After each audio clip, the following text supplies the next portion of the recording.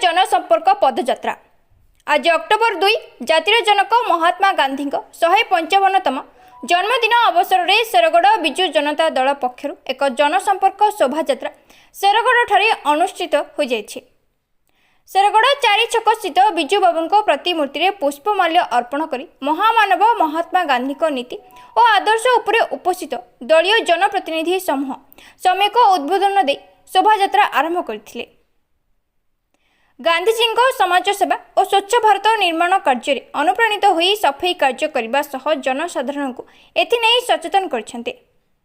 पदयात्रा रे पूर्वतन मुख्यमंत्री तथा संप्रति हिंजिली विधायक नवीन पट्टनायक शेरगढ़ ब्लॉक प्रतिनिधि शरत चंद्र महापात्र, शेरगढ़ ब्लॉक अध्यक्ष कृष्णचंद्र नायक, ब्लॉक बीजेडी सभापति शरत चंद्र पात्र, युवा बीजेडी सभापति संतोष पट्टनायक, वरिष्ठ नेता ऋषिकेश पाढ़ी, हिना बेहेरा समेत जिला परिषद सभ्य चित्तरंजन पाणिग्राही, कान्हू पट्टनायक, समीर प्रधान, वरुण पोलाई आदि समस्त जनप्रतिनिधि और विजु प्रेमी उपस्थित थिले।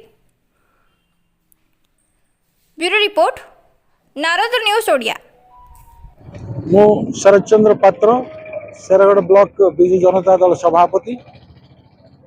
आज पवित्र गांधी एवं शास्त्री जयंती यही जयंती उपलक्षे आमर राज्य विजु जनता दल सभापति तथा ये अंचल विधायक तथा पूर्वतन मुख्यमंत्री तांकर शासन काल समय से लोकमानक सहित किपरि जनसंपर्क यात्रा करिकी संपर्क रक्षा करा जीवो सी ए जो प्रेरणा आम मान को देइतिले जो उत्साह प्रदान करथिले ता अनुसारी ए जनसंपर्क पदयात्रा जारी रही।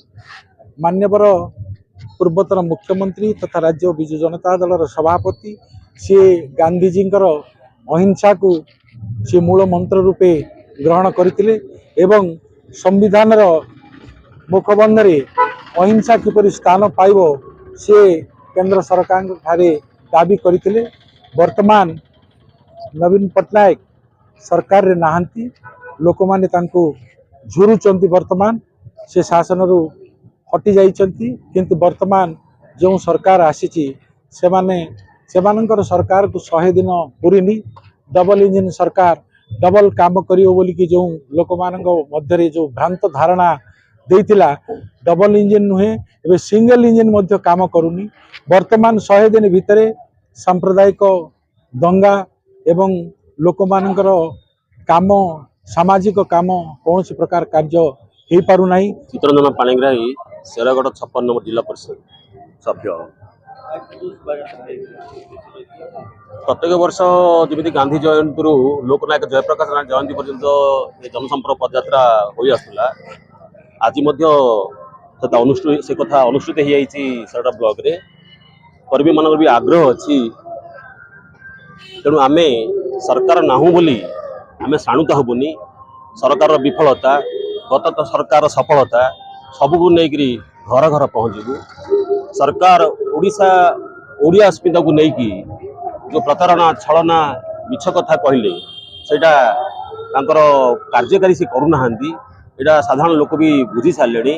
दुईट कथा हूँ जे स्वाभिमानी महिला मान जो सुभद्रा योजना करा दारिद्र्यर गोटे उपहास भाई लगुच गोटे स्वावलंबी कथा कहते हो पारनी कारण प्रत्येक महिला जो मैंने अंतर्भुक्त कि सुभद्रा योजना रे मात्र 836 टका से पाइबे जोटा कि हास्यास्पद किसी ना।